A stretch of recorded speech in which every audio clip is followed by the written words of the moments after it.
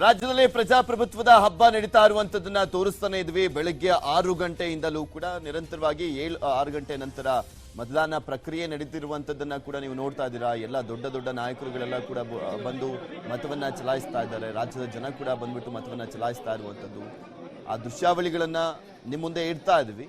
ಯಾವ ರೀತಿಯಾಗಿ ಮತದಾನ ಪ್ರಕ್ರಿಯೆ ರಾಜ್ಯದಲ್ಲಿ ಸಾಗ್ತಾ ಇದೆ ಅನ್ನೋದು. ಈಗ ಸಿದ್ದರಾಮಯ್ಯನವರು ಕುಟುಂಬ ಸಮೇತರಾಗಿ ಬಂದು ಮತವನ್ನ ಚಲಾಯಿಸಲಿಕ್ಕೆ ಬರ್ತಾ ಇರುವಂತ ದೃಶ್ಯಾವಳಿಯನ್ನ ಗಮನಿಸಬಹುದು.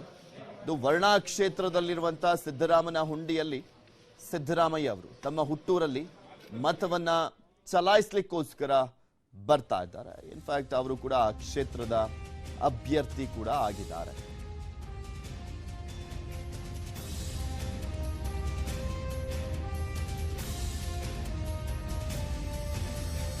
ಇವತ್ತು ನಮ್ಮ ಚುನಾವಣಾ ಮತದಾನದ ಹಬ್ಬ ಆಯ್ತು, ಸಂಭ್ರಮ. ಇವತ್ತು ನಾವು ಈ ಸಂಭ್ರಮದಲ್ಲಿ ಪಾಲ್ಗೊಳ್ಳಬೇಕು ಅಂತ ಹೇಳಿ ಅನೇಕರಿಗೆ ಆಸೆ ಇರುತ್ತೆ. ಕೆಲವು ಜನ ನಿರಾಸಕ್ತಿಯನ್ನು ತೋರಿಸ್ತಾರೆ.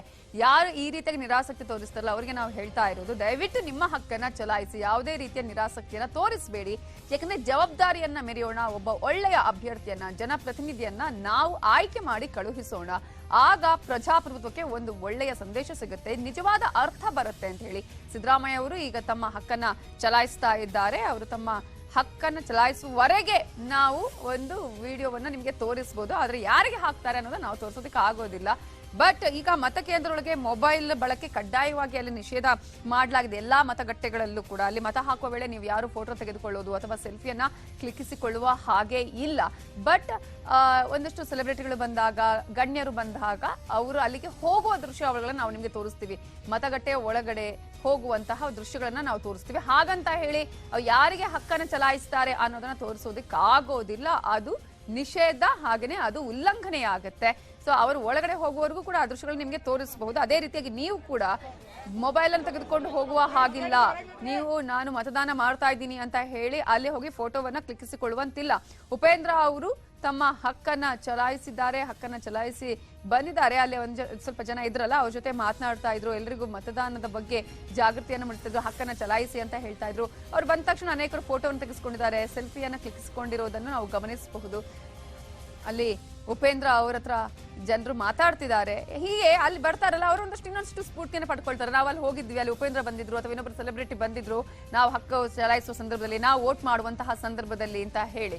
ಸೊ ಇನ್ನೊಬ್ಬರಿಗೆ ಅದು ಸ್ಫೂರ್ತಿ ಆಗತ್ತೆ ಅನ್ನುವ ಕಾರಣಕ್ಕಾಗಿ ಈಗ ಸೆಲೆಬ್ರಿಟಿಗಳು ಅಲ್ಲಿ ವೋಟ್ ಮಾಡಿದ್ರು, ತಮ್ಮ ಹಕ್ಕನ್ನು ಚಲಾಯಿಸಿದ್ರು ಅಂತ ನಾವು ತೋರಿಸ್ತೀವಿ.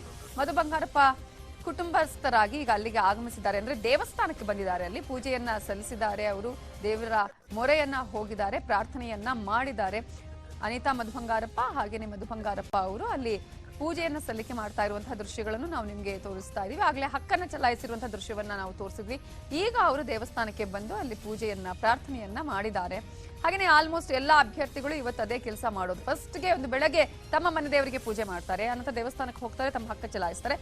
ಕೆಲವರು ತಮ್ಮ ಹಕ್ಕು ಚಲಾಯಿಸಿ ಅನಂತರ ದೇವಸ್ಥಾನಕ್ಕೆ ಹೋಗುವಂತಹ ಪರಿಪಾಠವನ್ನು ಇಟ್ಕೊಳ್ತಾರೆ. ಇನ್ನು ಬೇರೆ ಬೇರೆ ಮಠಗಳ ಮಠಾಧೀಶರು ಅಲ್ಲಿ ತಮ್ಮ ಹಕ್ಕನ್ನ ಚಲಾಯಿಸಿರುವಂತಹ ದೃಶ್ಯಗಳನ್ನು ನಾವು ತೋರಿಸ್ತಾ ಇದ್ವಿ. ಇಲ್ಲಿ ಯಾರು ದೊಡ್ಡವರಲ್ಲ, ಯಾರು ಚಿಕ್ಕವರಲ್ಲ ಅಂತ ಹೇಳ್ಬೋದು ಇಲ್ಲಿ ಈ ಒಂದು ಸಂದರ್ಭದಲ್ಲಿ. ಯಾಕಂದ್ರೆ ಎಲ್ಲರೂ ತಮ್ಮ ಹಕ್ಕನ್ನ ಚಲಾಯಿಸಿದ್ರೆ ಮಾತ್ರ ಅದು ಪ್ರಜಾಪ್ರಭುತ್ವಕ್ಕೆ ಒಂದು ಅರ್ಥವನ್ನ ಕೊಡುತ್ತೆ. ತಮ್ಮ ಜವಾಬ್ದಾರಿ ಇದು, ನಮ್ಮ ಹಕ್ಕು ಇದು, ಒಂದು ಶಕ್ತಿ ಇದು. ನಾನು ಆಗ್ಲೇ ಹೇಳ್ತೇನೆ, ಯಾಕೆ ಶಕ್ತಿ ಅಂತ ಹೇಳ್ತೀವಿ ಅಂತ ಹೇಳಿದ್ರೆ, ಒಳ್ಳೆಯ ಅಭ್ಯರ್ಥಿನ ಆಯ್ಕೆ ಮಾಡುವಂತಹ ಶಕ್ತಿ ನಮ್ಮಲ್ಲಿ ಇದ್ರೆ ಆಗ ನೀವು ಒಂದು ಮತದಿಂದ ಒಬ್ಬ ಅಭ್ಯರ್ಥಿ ಸೋಲನ್ನ ಕಾಣಬಹುದು ಅಥವಾ ಗೆಲುವನ್ನು ಸಾಧಿಸಬಹುದು. ಈ ಹಿನ್ನೆಲೆಯಲ್ಲಿ ನಮ್ಮ ಒಂದು ಮತ ಬಹಳ ಇಂಪಾರ್ಟೆಂಟ್ ಆಗುತ್ತೆ. ಯಾರು ಕೂಡ ನಿರಾಸಕ್ತಿಯನ್ನ ತೋರ್ಬೇಡಿ, ನಿರ್ಲಕ್ಷ್ಯವನ್ನ ಮಾಡಬೇಡಿ. ನಮ್ಮ ಜವಾಬ್ದಾರಿಯನ್ನ ನಾವು ಮೆರೆಯೋಣ. ಹಾಗೇನೆ ಬೇರೆ ಬೇರೆ ಚಿತ್ರರಂಗದವರು ಅಲ್ಲಿಗೆ ಆಗಮಿಸಿದ್ದಾರೆ, ನೀವು ಅದನ್ನ ನೋಡ್ತಾ ಇದ್ದೀರಿ. ಈಗ ನಟ ನಟಿಯರು ಆಗಮಿಸಿದ್ದಾರೆ. ಪದ್ಮನಾಭನಗರದಲ್ಲಿ ರಮೇಶ್ ಅರವಿಂದ್ ಅವರು ಆಗಮಿಸಿ ತಾನು ಹಕ್ಕನ್ನ ಚಲಾಯಿಸಿದ್ದಾರೆ. ರಾಜರಾಜೇಶ್ವರಿ ನಗರದಲ್ಲಿ ಗಣೇಶ್ ಹಾಗೇನೆ ಶಿಲ್ಪಾ ಅವರು ಆಗಮಿಸಿ ತಮ್ಮ ಹಕ್ಕನ್ನು ಚಲಾಯಿಸಿದ್ದಾರೆ. ಜಗ್ಗೇಶ್ ದಂಪತಿ ಆಗಮಿಸಿ ತಮ್ಮ ಹಕ್ಕನ್ನು ಮಲ್ಲೇಶ್ವರಮಲ್ಲಿ ಚಲಾಯಿಸಿದ್ದಾರೆ. ಶಾಂತಿನಗರದಲ್ಲಿ ಪ್ರಕಾಶ್ ರಾಜ್ ಆಗಮಿಸಿ ತಮ್ಮ ಹಕ್ಕನ್ನು ಚಲಾಯಿಸಿದ್ದಾರೆ. ಅಮೂಲ್ಯ ದಂಪತಿ ತಮ್ಮ ಹಕ್ಕನ್ನ ಚಲಾಯಿಸಿರುವಂತಹ ದೃಶ್ಯಗಳನ್ನ ನಾವು ನಿಮಗೆ ತೋರಿಸ್ತಾ ಇದ್ವಿ. ಇನ್ನು ಚಾಮರಾಜನಗರದಲ್ಲಿ ವಿಕ್ಕಿ ವರ್ಣ್ ತಮ್ಮ ಹಕ್ಕನ್ನು ಚಲಾಯಿಸಿದ್ದಾರೆ. ಇವರೆಲ್ಲರ ಮೂಲಕ ನಾವು ನಿಮಗೆ ಯಾಕೆ ಇವರ ವಿಡಿಯೋಗಳನ್ನು ತೋರಿಸ್ತಾ ಇದೀವಿ, ಫೋಟೋವನ್ನ ತೋರಿಸ್ತಾ ಇದೀವಿ ಅಂತ ಹೇಳಿದ್ರೆ, ಇವರಿಂದ ನೀವು ಇನ್ನಷ್ಟು ಉತ್ಸಾಹವನ್ನ ಪಡ್ಕೊಂಡು ಮತವನ್ನ ಚಲಾಯಿಸಿ. ಹಾಗಂತೇಳಿ ಅಯ್ಯೋ ಇವರು ಹಾಕಿದ್ರೆ ಮಾತ್ರ ನಾವು ಹಾಕ್ಬೇಕಾ ಅನ್ನುವಂಥ ಪ್ರಶ್ನೆಯನ್ನ ಕೇಳಬೇಡಿ.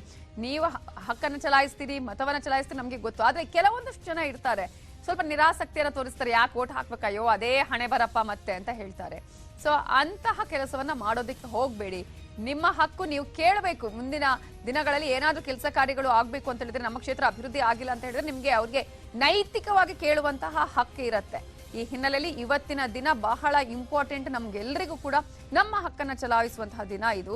58,545 ಮತಗಟ್ಟೆಗಳಲ್ಲಿ ಇವತ್ತು ಬೆಳಗ್ಗೆಯಿಂದ ಮತದಾನ ಪ್ರಕ್ರಿಯೆ ಆರಂಭ ಆಗಿದೆ. ಸಂಜೆ 6 ಗಂಟೆವರೆಗೂ ಮತವನ್ನ ಚಲಾಯಿಸೋದಕ್ಕೆ ಅವಕಾಶ ಇದೆ. ಕೆಲವರು ಇವತ್ತು ಬೆಳಗ್ಗೆ ಹೊರಟಿರ್ತಾರೆ, ಸಂಜೆ 6 ಗಂಟೆ ಒಳಗಡೆ ರೀಚ್ ಆಗೋಣ ಅಂತ ಹೇಳಿ. ಸೊ ಅಂತವ್ರು ಯಾರ್ಯಾರು ಈಗ ಹೊರಟಿದ್ದೀರೋ, ತಮ್ಮ ಹಕ್ಕನ್ನ ಚಲಾಯಿಸೋದಕ್ಕೆ ನೀವು ಬೇರೆ ಬೇರೆ ಪ್ಲೇಸ್ಗೆ ಹೋಗ್ತಿರೋ, ಒಂದ್ ಪ್ಲೇಸ್ ಇಂದ ಇನ್ನೊಂದು ಪ್ಲೇಸ್ಗೆ ಹೋಗಿ, ಅಥವಾ ನಿಮ್ಮ ಕ್ಷೇತ್ರದಲ್ಲಿ ಇಲ್ಲದೆ ಇದ್ರೆ ನೀವು ಆ ಕ್ಷೇತ್ರಕ್ಕೆ ಹೋಗಿ ಚಲಾಯಿಸಬೇಕು ಅಂತ ಹೇಳಿದ್ರೆ ಆದಷ್ಟು ಬೇಗ ಹೊರಡಿ. ಇವತ್ತು ಟ್ರಾಫಿಕ್ ಜಾಮ್ ಆಗುವಂತಹ ಚಾನ್ಸಸ್ ಕೂಡ ಇದೆ. ನಿನ್ನೆ ನೋಡಿದ್ವಿ ನಾವು ಪೃಥ್ವಿ ಹೇಗಿತ್ತು ಅಂತ ಹೇಳಿ. ಬೆಳಗ್ಗೆಯಿಂದಲೇ ಬಸ್ಗಳು ಇರಲಿಲ್ಲ.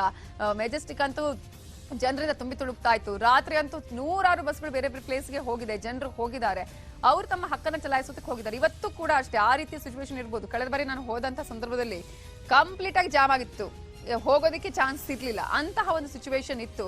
ಬಟ್ 6 ಗಂಟೆ ಒಳಗಡೆ ನಿಮ್ಗೆ ಹಕ್ಕನ್ನ ಚಲಾಯಿಸೋದಕ್ಕೆ ಅವಕಾಶ ಇದೆ. ಹಾಗಂತ ನಾನು 6 ಗಂಟೆಗೆ ಹೋಗಿ ಹಕ್ಕು ಚಲಾಯಿಸ್ತೀನಿ ಅಂತ ಹೇಳಿದ್ರೆ ಆಗಲ್ಲ. 6 ಗಂಟೆ ಒಳಗಡೆ ಹೋಗಿ ನಿಮ್ಮ ಹಕ್ಕನ್ನ ನೀವು ಚಲಾಯಿಸಬೇಕಾಗತ್ತೆ. ಇಲ್ಲಿ ನವಿತಾ, ಒಂದು ಮತಕ್ಕೆ ಎಲ್ಲವನ್ನೂ ಬದಲಾಯಿಸುವಂತ ಶಕ್ತಿ ಇರುತ್ತೆ.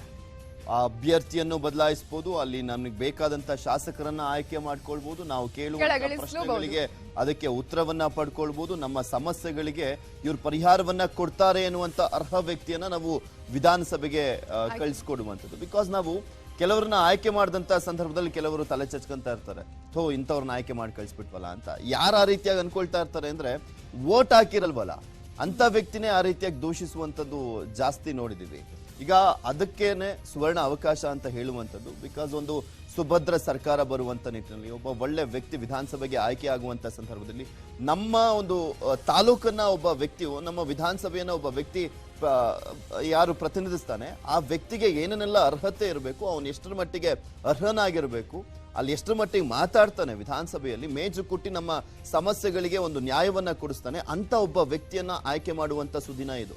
ಸೊ ಹೀಗಾಗಿನೇ ಮತದಾನ ಅನ್ನುವಂಥದ್ದು ತುಂಬಾ ಇಂಪಾರ್ಟೆಂಟ್ ಆಗುತ್ತೆ. ಈಗ ಸಾಕಷ್ಟು ಜನ ಹೇಳ್ತಾ ಇದ್ರು, ಮತದಾನ ಯಾರು ಮಾಡೋದಿಲ್ವಲ್ಲ ಅಂಥವ್ರಿಗೆ ಈ ಸರ್ಕಾರಿ ಸೌಲಭ್ಯಗಳು ಸಿಗುವಂಥದ್ದನ್ನ ಕಡಿತ ಮಾಡ್ಬೇಕು, ಅವಾಗ ಬುದ್ಧಿ ಬರುತ್ತೆ, ಅವಾಗ ಎಲ್ಲರೂ ಹೋಗ್ಬಿಟ್ಟು ಓಟನ್ನ ಹಾಕ್ತಾರೆ.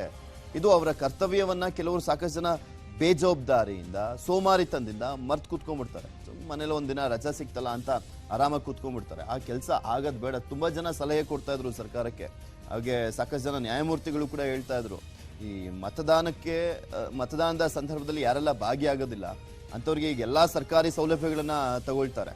ಕೆಲವರಿಗೆ ಆ ಸೌಲಭ್ಯವನ್ನ ಕಡಿತ ಮಾಡಿದಂತ ಸಂದರ್ಭದಲ್ಲಿ, ಕೆಲವರಿಗೆ ಅಂದ್ರೆ ಮತದಾನದಲ್ಲಿ ಯಾರು ಪಾಲ್ಗೊಳ್ಳೋದಿಲ್ಲ ಅಂಥವ್ರಿಗೆ ಈ ಸೌಲಭ್ಯ ಕಡಿತ ಮಾಡಿದ್ರೆ ಬುದ್ಧಿ ಬರುತ್ತೆ ಅಂತ. ಇವರಿಗೆ ಎಲ್ಲಾ ಸೌಲಭ್ಯಗಳು ಬೇಕು, ಆದ್ರೆ ಮೈ ಮರ್ತು ಕೂತ್ಕೊಂಡ್ಬಿಡ್ತಾರೆ ಮತದಾನ ಮಾಡುವಂತಹ ಸಂದರ್ಭದಲ್ಲಿ, ಸೋಮಾರಿತನ ಅದಕ್ಕೆ.